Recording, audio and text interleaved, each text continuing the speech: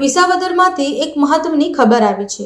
ખેડૂતોના પ્રશ્નોને લઈ ગોપાલ ઇટાલિયા વિસાવદર મામલતદાર કચેરીએ પહોંચ્યા હતા। ત્યાં તેમણે તંત્ર સામે ઉગ્ર રજૂઆત કરી અને ખેડૂતો માટે તાત્કાલિક પગલાં લેવાની માંગ કરી।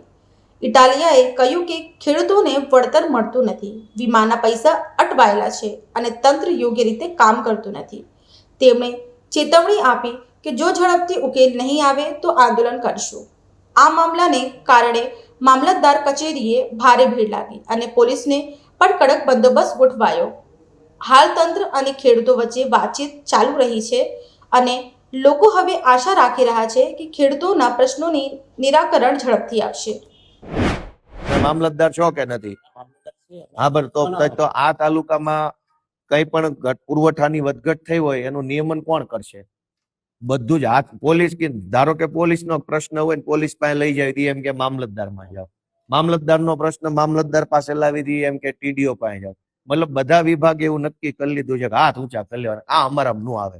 તો હવે પ્રશ્ન સાહેબ એ થાય છે કે અમે બધા કયા દેશમાં આવીએ છીએ એ પેલા નક્કી કરવું પડશે। કેમ કે તમારો પ્રશ્ન તમારા નો આવે, પોલીસ નો પ્રશ્ન પોલીસમાં નો આવે, ટીડીઓ નો પ્રશ્ન ટીડીઓ, તો અમે કયા દેશમાં આવીએ છીએ? ક્યાં જઈને કહેવાનું? હાલો બધા હાથ ઊંચા કરી લે, કહેવાનું શું? અને સૌથી મોટી વાત ઉભા રહી, આપણા ગુજરાત રાજ્યમાં દારૂ ઉપર પ્રતિબંધ છે કે દારૂ મળે છે? પ્રતિબંધ છે, તોય દારૂ બેફામ મળે છે। બધાને તમે ન બોલતા, તમે અધિકારી છો, અમને બધાને ખબર છે હોમ ડિલિવરી દારૂની મળે છે। દારૂ ઉપર પ્રતિબંધ છે તોય દારૂ જોઈએ એટલો મળે છે, હોમ ડિલિવરી ઘરે બેઠા મળે છે। ખાતર ઉપર પ્રતિબંધ નથી પણ ખાતર મળતું નથી, તો કોને જઈને કહેવાનું? અમે કઈ બાંગ્લાદેશી નથી, ઓલા ચંડોળા તળાવે રે ઈવડાઈ અમે નથી, અમે તો આ દેશના જ છે। અમારી 500 પેઢીઓ આ દેશમાં થઈ।